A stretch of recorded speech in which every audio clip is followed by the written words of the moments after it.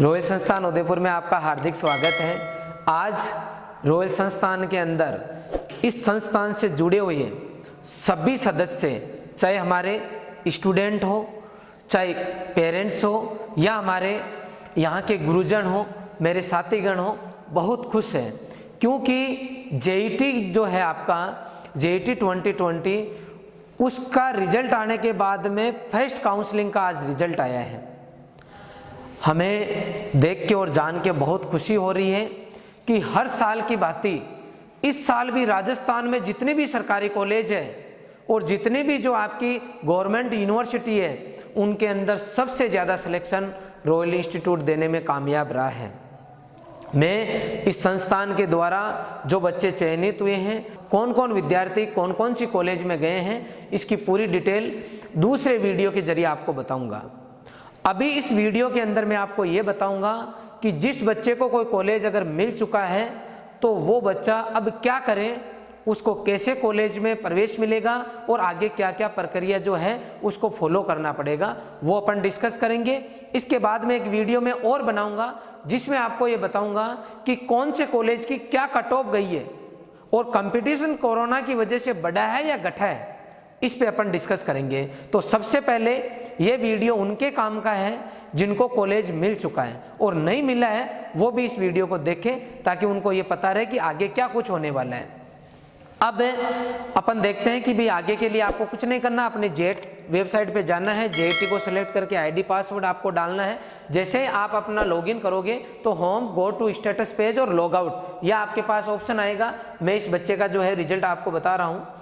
तो अब अपन जब इसके आप इंसर्ट करोगे, लॉगिन करोगे तो आपके पास ऐसा आपका पोर्टल खुलेगा और यहाँ बहुत सारे आपके ऑप्शन आएंगे। अगर आपको कोई कॉलेज मिला है तो यहाँ लिखा हुआ रहा है, क्योंकि ये फर्स्ट काउंसलिंग का रिजल्ट है, तो ये first round first counselling result इस बच्चे की शो हो गया। मैं अब यहाँ ओके कर रहा हूँ। अगर इसको कोई कॉलेज मिला है तो इसकी इस तरीके से ओपन होगा। यह आपके टोटल इंपॉर्टेंट इंस्ट्रक्शन दिए हुए हैं और नीचे की साइड आपको अगर कोई कॉलेज मिला है तो उस कॉलेज की डिटेल दी हुई है। जैसे इस बच्चे के 404 नंबर हैं, इसके अगर कोई कॉलेज मिला है इसको, तो ये इसको कॉलेज मिला है Rajasthan college of agriculture Udaipur, इस तरीके से इसको कॉलेज मिला है। नीचे यहाँ ऑप्शन आ रहा है कि एक्सेप्ट कर लो या आप अपवर्ड रिक्वेस्ट डाल दो। दो ऑप्शन इस बच्चे के पास में आ रहे हैं। अब ये चाहता है कि मुझे जो कॉलेज मिला वो कैसा है, उसके बारे में मुझे पूरी जानकारी चाहिए, तो आप अबाउट द कॉलेज करोगे तो आपको कॉलेज की पूरी जानकारी मिल जाएगी। कौन कौन सी बातें हैं जिनको अपने को ध्यान रखना चाहिए, उन पे अपन पॉइंट टू पॉइंट डिस्कस करते हैं।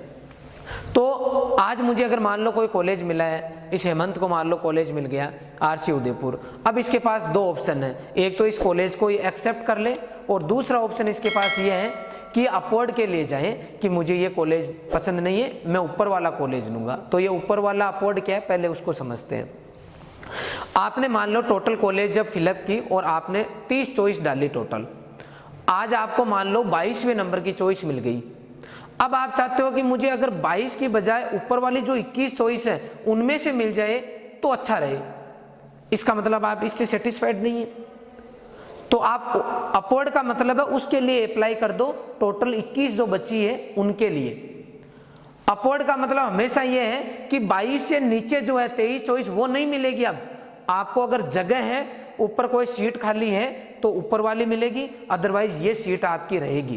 क्वेश्चन यहाँ बच्चा ये कंफ्यूज हो रहा है कि सर अगर मुझे ये कॉलेज अगर मान लो मैं अपवर्ड लगा दूं तो कहीं ऐसा नहीं हो मेरा ये कॉलेज भी हाथ से चला जाए। आपका ये कॉलेज आपके पास हमेशा रहेगा।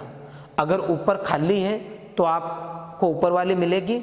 अगर ऊपर कोई कॉलेज मिल गई, मान लो आपको 15वें नंबर की चॉइस मिल गई, तो फिर आप इसको नहीं ले सकते। अगर ऊपर कोई सी भी नहीं मिल रही आपको टॉप 21 में से जो आपकी चॉइस थी, तो आपकी फिर 22 ही तो आपके पास रहेगी। इसलिए किसी को घबराना नहीं है। बहुत सारे बच्चे घबरा के फ़ोन कर रहे हैं अलग अलग जगह से, अरे कि सर मैं अपवर्ड लगा दूं लेकिन कहीं मेरी ये कॉलेज हाथ से नहीं निकल जाए। नहीं निकलेगी, ऊपर मिलेगी।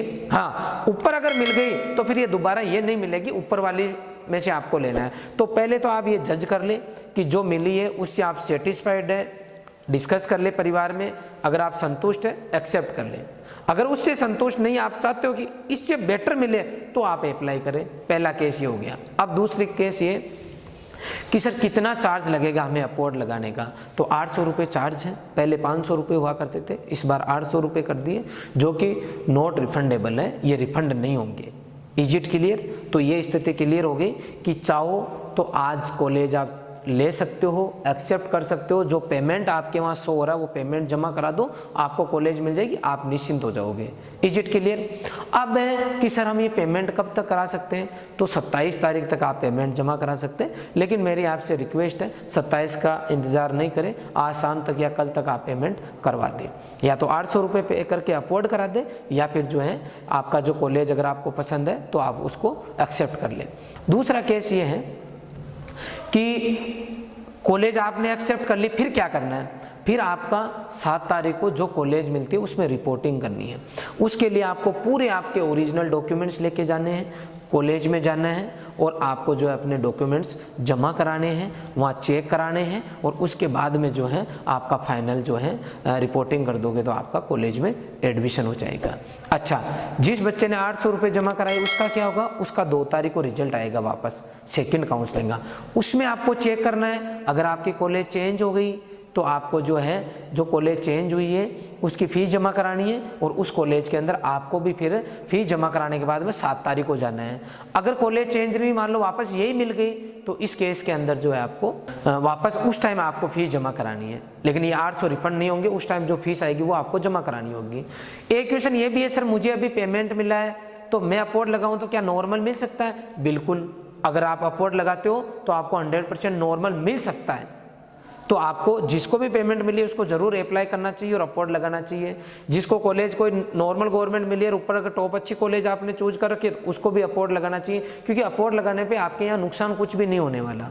Is it clear? अच्छा, अब एक दूसरा केस, जो बच्चे ICR सेलेक्टेड है, जैसे रॉयल संस्थान के बच्चे ICR BHU में जिनका सिलेक्शन हो रखा है, वो बच्चे एक क्वेश्चन ये कर सकते हैं, और दूसरे भी के भी दिमाग में हो सकता है कि सर अगर मान लो मैं जेट की कॉलेज एक्सेप्ट कर लेता हूँ, जैसे फॉर एग्जांपल किसी बच्चे का सिलेक्शन हो गया, उसको उदयपुर मिल गया, वो चाहता है मैं उदयपुर ले लूँ, उसने एक्सेप्ट कर लिया।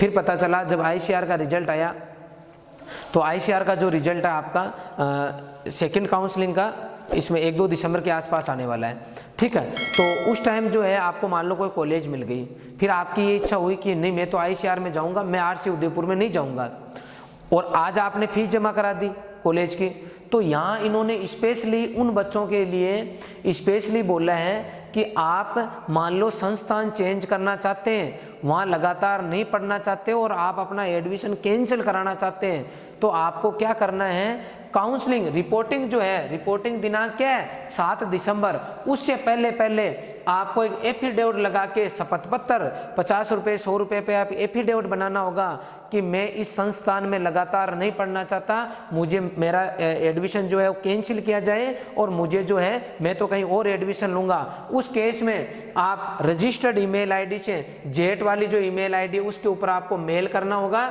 उसके ऊपर अगर आप मेल करोगे तो आपका वो रजिस्ट्रेशन कैंसिल कर देंगे। उस केस के अंदर आपकी जो कॉलेज में आपने फीस जमा कराई है वो फीस आपको रिफंड होगी।